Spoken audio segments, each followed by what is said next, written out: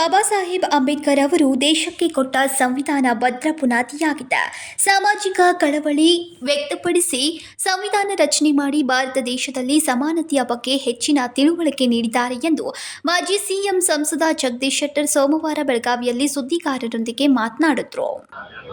ಸಂವಿಧಾನ ರಚನೆ ಮಾಡುವಂತ ಸಂದರ್ಭದಲ್ಲಿ ಆ ಶೋಷಿತ ಜನಾಂಗಕ್ಕೆ ಸಮಾನತೆ ಮತ್ತು ಇನ್ನೂ ಹೆಚ್ಚಿನ ರೀತಿಯಂತ ಸಾಮಾಜಿಕ ಕಳಕಳಿಯನ್ನು ವ್ಯಕ್ತಪಡಿಸಿ ಆ ಸಂವಿಧಾನ ರಚನೆ ಮಾಡುವ ಮುಖಾಂತರ ಭಾರತ ದೇಶದಲ್ಲಿ ಇವತ್ತು ಸಮಾನತೆಯ ಬಗ್ಗೆ ಹೆಚ್ಚಿನ ರೀತಿಯಂತ ತಿಳುವಳಿಕೆ ಕೊಟ್ಟು ಮತ್ತು ಸಾಮಾಜಿಕವಾಗಿ ಯಾರು ಹಿಂದುಳಿದಿದ್ದಾರೆ, ಆರ್ಥಿಕವಾಗಿ ಹಿಂದುಳಿದಿದ್ದಾರೆ ಅವರೆಲ್ಲರಿಗೂ ಸಹಿತ ಈ ಮೀಸಲಾತಿ ಅನ್ನುವಂಥ ಒಂದು ವಿಶೇಷವಾದಂಥ ಸವಲತ್ತು ಕೊಡುವ ಮುಖಾಂತರ ತುಳಿತಕ್ಕೆ ಒಳಗಾದಂಥ ಜನಾಂಗವನ್ನು ಎತ್ತಿಡುವಂಥ ಕೆಲಸವನ್ನು ಇವತ್ತು ಯಾರಾದರೂ ಮಾಡಿದರೆ ಡಾಕ್ಟರ್ ಬಾಬಾ ಸಾಹೇಬ್ ಅಂಬೇಡ್ಕರ್ ಅವರು.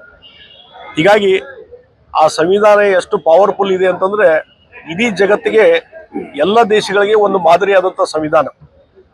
ಹೀಗಾಗಿ ಅಂಥ ಒಂದು ಸಂವಿಧಾನದ ಮುಖಾಂತರ ಇವತ್ತು ಒಬ್ಬ ಸಾಮಾನ್ಯ ಪ್ರಜೆ, ಸಾಮಾನ್ಯ ನಾಗರಿಕೂ ಸಹಿತ ಇವತ್ತು ದೊಡ್ಡ ಹುದ್ದೆಗೆ, ದೊಡ್ಡದಾದಂಥ ಒಂದು ಸ್ಥಾನಮಾನಕ್ಕೆ ಹೋಗುವಂಥ ಅವಕಾಶ ಕಲ್ಪನೆಯಾಗಿದ್ದು ಸಂವಿಧಾನದಿಂದ.